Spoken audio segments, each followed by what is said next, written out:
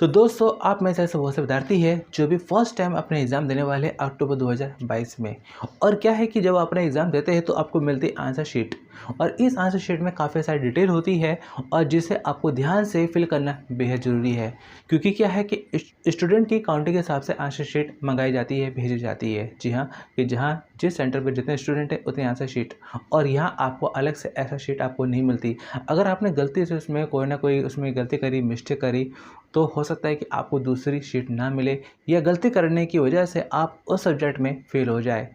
इसलिए आपको इस बात को अच्छे से समझना पड़ेगा कि जो आपको आंसर शीट मिलती है, जिसमें काफ़ी सारी डिटेल होती है, काफ़ी कॉम्प्लिकेटेड होती है, उसको कैसे फिल करें, किन बातों को उसमें ध्यान रखें। तो दोस्तों, मैं हूँ आपका दोस्त राज शर्मा। चैनल पर नए हैं और तो चैनल से जुड़े नहीं हैं तो किसी का इंतजार, जल्दी से चैनल को सब्सक्राइब करें, साथ में नोटिफिकेशन आइकन ऑन कर देना, क्योंकि ऑन नहीं करते हो तो जिससे क्या है, कई सारी जरूरी वीडियो का नोटिफिकेशन आपको जाता नहीं है, इसलिए नोटिफिकेशन आइकन भी ऑन कर देना। तो और साथ ही साथ वीडियो के डिस्क्रिप्शन में आपको कई सारे जरूरी लिंक मिल जाएंगे जिनसे अपने एग्ज़ाम की तैयारी आप कर सकते हैं। और एक और जरूरी बात कि एक हमारा पर टेलीग्राम चैनल भी है, तो उस टेलीग्राम चैनल से भी आप ज्वाइन हो जाएगा। लिंक आपको वीडियो के डिस्क्रिप्शन में आपको मिल जाएगा, क्योंकि कई सारे जरूरी नोट्स होते हैं, कई सारे नोटिफिकेशन होते हैं, कई सारे जरूरी लिंक होते हैं जो मैं अपने टेलीग्राम चैनल पर डालते रहता हूँ, जिससे आप आसानी से एक्सेस कर सकते हैं और अपने एग्ज़ाम की तैयारी को बेहतर से और बेहतर बना सकते हैं। तो चलो दोस्तों, मैं आपको दिखाता हूँ कि आपकी आंसर शीट कैसे क्या होती है। वैसे देखा जाए अपना एक्चुअल आंसर शीट है नहीं, इसको थोड़ा सा मॉडिफाई करके मैंने बनवाया है ताकि आपको समझा सकूँ। तो यहाँ देखा जाए कि कुछ आपकी आंसर शीट होती है, कुछ हिसाब से होती है, जो लगभग हमारे पास 30-32 पेज की होती है। तो 30-32 पेज आपके बहुत होते हैं। और साथ में आपको एक और बात कि आपको एक्स्ट्रा जो है शीट नहीं मिलेगी। जो भी आपके क्वेश्चन आंसर है आपको इसी में अच्छे से अटेम्प्ट करने हैं। तो चलिए फिलहाल अपना देखा जाए कि यहाँ पे हमारा पर आंसर शीट का जो पहला पार्ट बनता है, ये पहला पार्ट और दूसरा पार्ट, तो दोनों ही पार्ट आपको फिल करने हैं। तो सबसे पहले आपको यहाँ पर लिखना है, विषय लिखना है। जैसे आपको लिखना है अपना हिंदी, और इसके बाद यहाँ पे आपको लिखना है सब्जेक्ट कोड। और हिंदी है, क्लास 10th में हिंदी का कोड है 201, क्लास 12th में है हमारा पास 301। तो जो सब्जेक्ट है आपको वो लिखना है और उसका कोड लिखना है। उसके बाद यहाँ पर अपना day and date of the examination, जिस दिन आपका एग्ज़ाम होगा उस दिन की आपको यहाँ पर डेट आपको डालनी है। उसके बाद यहाँ पर उत्तर की भाषा, जी हाँ, तो ये बहुत ज़रूरी बात है, क्योंकि आप में से बहुत से विद्यार्थी है जिन्होंने अपना हिंदी मीडियम में एडमिशन लिया है या इंग्लिश मीडियम में एडमिशन लिया है, और आप किसी और दूसरे लैंग्वेज में, दूसरे मीडियम में अपना आंसर देना चाहते हैं, दे सकते हैं। जैसे सपोज यहाँ पर आपको बनता है मैथमेटिक्स, तो मैथमेटिक्स का जो क्वेश्चन पेपर आता है सिंगल क्वेश्चन पेपर आता है, लेकिन उसमें जो क्वेश्चन होते हैं हिंदी में भी होते हैं, इंग्लिश में भी होते हैं। तो ऐसे में अगर आपने इंग्लिश मीडियम में एडमिशन लिया है और हिंदी में आप उसको अटैम्प्ट करना चाहते हैं, तो हिंदी मीडियम में अपना उसको अटैम्प्ट कर सकते हैं। बस आपको यहाँ पर लिखना पड़ेगा, मेंशन करना पड़ेगा कि आप उत्तर देने की आपकी भाषा क्या है। इसके बाद यहाँ पे आपका बनता है कोड नंबर। यहाँ पर प्रश्न पत्र के ऊपर लिखा हुआ कोड, यानी कि जब आपको क्वेश्चन पेपर मिलेगा तो उस क्वेश्चन पेपर पे ऊपर आपके कुछ कोड होते हैं, तो आपको लिखना है। और यहाँ पे हमारा पे क्या होता है, जो है कि बहुत से जो क्वेश्चन पेपर होते हैं वो यहाँ पे हमारा पर आते हैं, सेट में आते हैं, सेट A B C, तो 3 सेट में आते हैं। तो आपका जो क्वेश्चन पेपर है, जो भी सेट है, तो यहाँ पर आपको अपना सेट जो है उसका सर्कल है उसको डार्क करना है। जैसे सपोज यहाँ पे आपका सेट A, तो यहाँ पे आपको सेट A आपको सर्कल कर देना है। उसके बाद यहाँ पर आपको बताना है असम व्यक्ति कि आप अपना पर्सन विद डिसेबिलिटी, तो यस या ना, यानी कि आपको देखने में परेशानी है, सुनने में या फिजिकल, या जो भी आपको अगर बनता है जो कि आपने मेंशन किया हुआ है अपने एडमिशन में, तो यहाँ पर आपको अपना जो है यस करना है। अदरवाइज़ आप नॉर्मल है, फिजिकली मेंटली आप नॉर्मल है और अपना क्वेश्चन पर खुद से करने वाले हैं, तो आपको अपना यहाँ पर लिखना है नो। इसके बाद यहाँ पर हमारा पर किसी शारीरिक अक्षमता से प्रभावित हो तो संबंधित वर्ग में टिक का निशान लगाइए। तो अगर आप अपना जो है कि पर्सन विद डिसेबिलिटी आप रखते हैं, तो ऐसे में आपको जो आपका बनता है, अगर जैसे अगर आपको देखने में परेशानी है, दृष्टि बाधित है, तो आपको अपना B पर टिक करना है।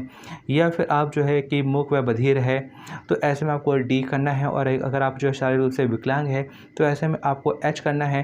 तो इस हिसाब से आपको बाकी के भी SCA आपको यहाँ पर मेंशन है, तो आपको अपनी विकलांगता के हिसाब से आपको यहाँ पर टिक करना है।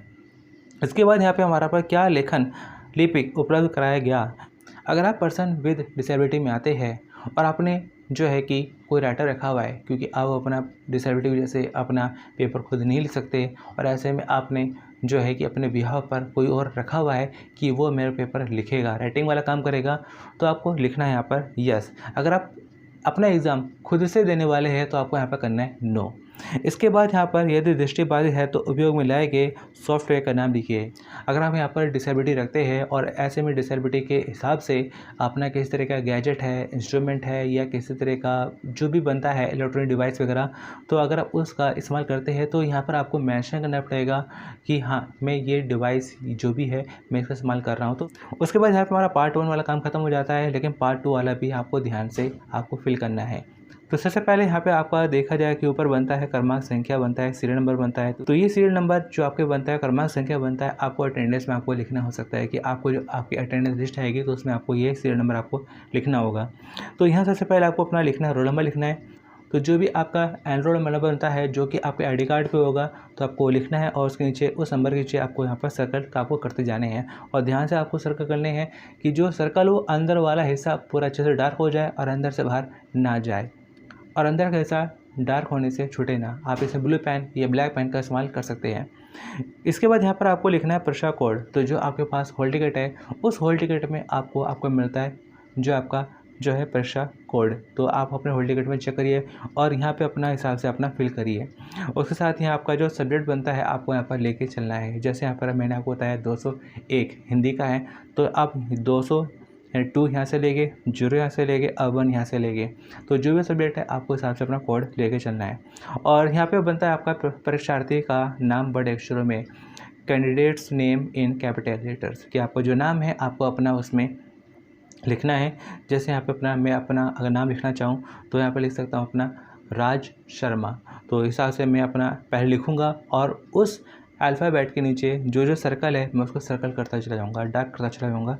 और यहाँ इसके बाद आपको लिखना है माता पिता या सनेशन, किसी एक का नाम लिखना है आपको। उसके बाद परीक्षार्थी यानी कि आपको अपने सिग्नेचर करने हैं और इसके बाद यहाँ पे नीचे आपको कुछ नहीं करना है। उसके बाद हमारा पहला पेज वाला काम हमारा पूरा हो जाता है। उसके बाद यहाँ पर अगला पेज भी हमारा बनता है। तो अगला पेज है जो कि आपको अपना इसमें सबसे पहले आपको लिखना है अपना विषय लिखना है कि आपका सब्जेक्ट क्या है। और उसके बाद यहाँ पर आपको लिखनी है डेट, जिस दिन आप अपना एग्ज़ाम दे रहे हैं तो उस दिन आपको अपना डेट लिखनी है। और साथ में आपका जो क्वेश्चन पेपर है ABC जो भी सेट है आपको लिखना है। और आपके क्वेश्चन पेपर में आपका जो सेट नंबर है उसके साथ में कुछ ना कुछ नंबर होते हैं तो ये आपको यहाँ पर लिखने हैं। किस लैंग्वेज में आप उत्तर दे रहे हैं आपको लिखना है, हिंदी या इंग्लिश जो भी आपको बनता है। और पर्सन विद डिसेबिलिटी है या नहीं तो सेम आपका जैसे मैंने आपको पहले बताया वो आपको लिखना है। और उसके बाद यहाँ पे हमारा आपका नीचे सबसे नीचे वाले हिस्से में आपको कुछ नहीं करना है। बाकी यहाँ पर राइट साइड है, यहाँ पे हमें कुछ नंबर दे रखे हैं तो यहाँ पर भी आपको कुछ नहीं करना है, क्योंकि यहाँ पे क्या है कि आपको क्वेश्चन नंबर है, किस क्वेश्चन नंबर में आपको कितने मार्क्स मिले हैं, तो ये आपका जो आपका काम नहीं है। तो ये टीचर्स का काम है, जब आपके आंसर शीट चेक होगी तो आपको मार्क्स दिए जाएंगे। तो फिलहाल अपना देखा जाए कि ये हमारा पर जो आंसर शीट बनती है उसका छोटा सा फॉर्मेट बनता है। ये तो आपका ये आंसर शीट हिसाब से आपकी बन के तैयार होती है, जिसपे आपको डिटेल वगैरह तैयार करनी होती है। फोटोशॉप से मैंने अपना बनवाई है ताकि मैं आपको थोड़ा समझा सकूँ, क्योंकि कई बार क्या होता है कि एनओएस के विद्यार्थी जिन्हें पता नहीं होता है तो वो अपना आंसर शीट में कहने की गलती कर देते हैं और जिस वजह से अपना जो है कि एग्ज़ाम को छूट जाता है, फेल हो जाते हैं। लेकिन एक मेरा सजेशन आपको जाता है, सजेशन ये जाता है कि आप उसी डिटेल को अच्छे से फिल करिए जिसके लिए आप अपना श्योर है, कंफर्म है। आप अपना जो तुक्का मत लगाइएगा, क्योंकि तुक्के में आंसर शीट आपकी गलत हो सकती है। इसलिए जो डिटेल के लिए आप श्योर है आप वही फिल करिए और जो आपको नहीं पता आप वो छोड़ दीजिए। क्या होगा कि जब चेकर आपके पास आएगा आपके आंसर शीट चेक करने के लिए, तो ऐसे में क्या होगा कि जो जगह छूट गई है, जो डिटेल फिल करने से रह गई है, तो उस डिटेल को फिल करने में वो टीचर आपकी हेल्प करेगा। तो दोस्तों बाकी वीडियो के डिस्क्रिप्शन में आपको कई सारे ज़रूरी लिंक आपको मिल जाएंगे जो होने वाले एग्ज़ाम की तैयारी में आपकी हेल्प करते हैं। तो दोस्तों इस वीडियो को अपने दोस्तों के साथ में शेयर जरूर करिएगा ताकि उनकी भी हेल्प हो सके, क्योंकि एनओएस में ऐसे कई सारे विद्यार्थी हैं जिनको बताने वाला, गाइड करने वाला कोई है नहीं, जो इधर उधर भटकते रहते हैं और अपना जो है मिसगाइड होते रहते हैं और अपना कीमती समय उनका बर्बाद हो जाता है। इसलिए अपने दोस्तों के साथ में इस वीडियो को ज़रूर शेयर करिएगा। तो दोस्तों बाकी मेरी तरफ से ऑल द बेस्ट कि आपका एग्ज़ाम काफ़ी अच्छा जाए। तो चलिए दोस्तों मिलते हैं फिर अगली वीडियो में। Thanks for watching.